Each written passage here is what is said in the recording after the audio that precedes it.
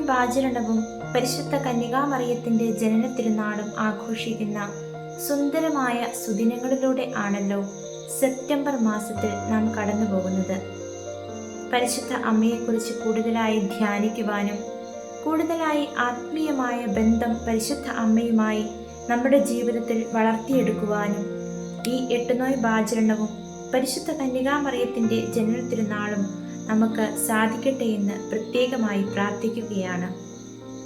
വിശുദ്ധ കൊച്ചുത്രേസ്യ പരിശുദ്ധ കന്യകാമറിയത്തെക്കുറിച്ച് ഇങ്ങനെ പറയുകയുണ്ടായി: നീ എത്രമാത്രം ഈശോയെ സ്നേഹിക്കുന്നുണ്ട് എന്നറിയണമെങ്കിൽ നീ എത്രമാത്രം പരിശുദ്ധ കന്യകാമറിയത്തെ സ്നേഹിക്കുന്നുണ്ട് എന്ന് തിരിച്ചറിഞ്ഞാൽ മതിയെന്ന്.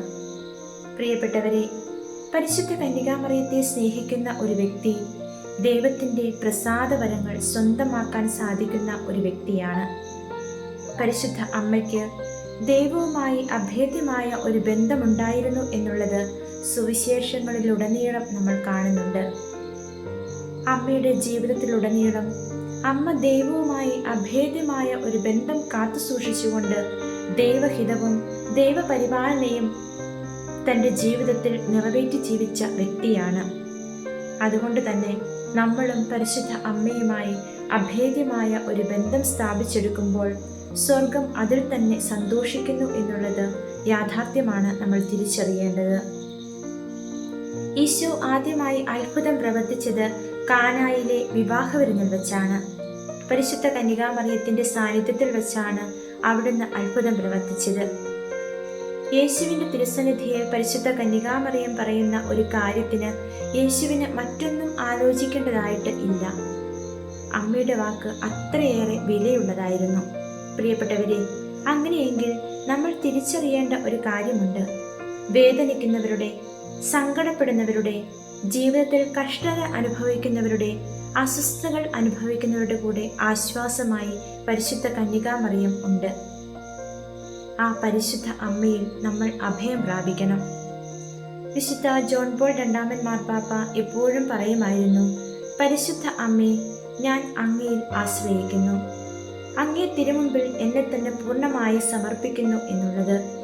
നമ്മളും ഇതുപോലെ പ്രാർത്ഥിക്കണം: ഞാൻ എന്നെ പൂർണ്ണമായി പരിശുദ്ധ അമ്മയുടെ തിരുമുമ്പിൽ സമർപ്പിക്കുന്നു എന്നുള്ളത്. പ്രിയപ്പെട്ടവരെ, പരിശുദ്ധ അമ്മയോട് ചേർന്ന് നിന്നുകൊണ്ട് വേണം നമ്മുടെ യാത്രകൾ.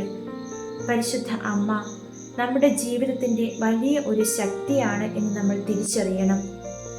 എൻ്റെ മാതാപിതാക്കൾ ചെറുപ്പം മുതലേ എനിക്ക് കാണിച്ചു തന്നിട്ടുണ്ട്, പറഞ്ഞു തന്നിട്ടുണ്ട് പരിശുദ്ധ അമ്മ എൻ്റെ ജീവിതത്തിൽ എത്രമാത്രം പ്രധാനപ്പെട്ട വ്യക്തിയാണ് എന്ന്. കുടുംബ പ്രാർത്ഥനയും ജപമാലയും എടുത്ത് മാതാപിതാക്കളും മക്കളും കൂടെ ഒരുമിച്ച് പ്രാർത്ഥിച്ചതിൻ്റെ വലിയ ഒരു അടയാളമല്ലേ പ്രായമാകും തോറും ഓരോ വ്യക്തിയും അമ്മയുടെ കരങ്ങളോട് ചേർന്ന് നിന്നുകൊണ്ട് ജപമാല മണികൾ ഉരുവിട്ട് കൊന്ത ചൊല്ലി പ്രാർത്ഥിച്ച് പരിശുദ്ധ അമ്മയിൽ നിന്ന് ശക്തി സ്വീകരിച്ച് കടന്നു പോകുന്നത്. ജപമാല മണികൾ നമ്മളും ഉരുവിട്ട് പ്രാർത്ഥിക്കണം. ഒരു ദിവസം തോറും കൊന്ത മുറിഞ്ഞു പോകാൻ ഇടവരുത്തരുത്. അമ്മയെ നമ്മുടെ നെഞ്ചോട് ചേർത്ത് നിർത്തണം. കാരണം അപേക്ഷിച്ചാൽ ഉപേക്ഷിക്കാത്ത വ്യക്തിയാണ് പരിശുദ്ധ അമ്മ. അമ്മ നമുക്ക് വേണ്ടി അപേക്ഷിക്കും, നമുക്ക് വേണ്ടി മാധ്യസ്ഥം വഹിക്കും. അമ്മയുടെ വാക്ക് വിലയേറിയ വാക്കാണ്. അമ്മയുടെ വാക്കിൽ ഈശോ വലിയ അത്ഭുതങ്ങളും അടയാളങ്ങളും അനുഗ്രഹങ്ങളും നമ്മളിലേക്ക് വർഷിക്കും. പരിശുദ്ധ കന്യകാമറിയത്തിന്റെ ജനന പെരുന്നാൾ ഇന്ന് കൊണ്ടാടുമ്പോൾ നമുക്ക് പ്രാർത്ഥിക്കാം: പരിശുദ്ധ ദൈവമാതാവെ, ഞങ്ങളെ ഓരോരുത്തരെയും അമ്മയുടെ തിരുസന്നിധിയിൽ ഞങ്ങൾ സമർപ്പിക്കുന്നു. ഞങ്ങളെ ഏറ്റെടുത്ത് അനുഗ്രഹിക്കണമേ. അമ്മയുടെ തിരുഹൃദയത്തിൽ ഞങ്ങളെയും സംരക്ഷിക്കണമേ എന്ന്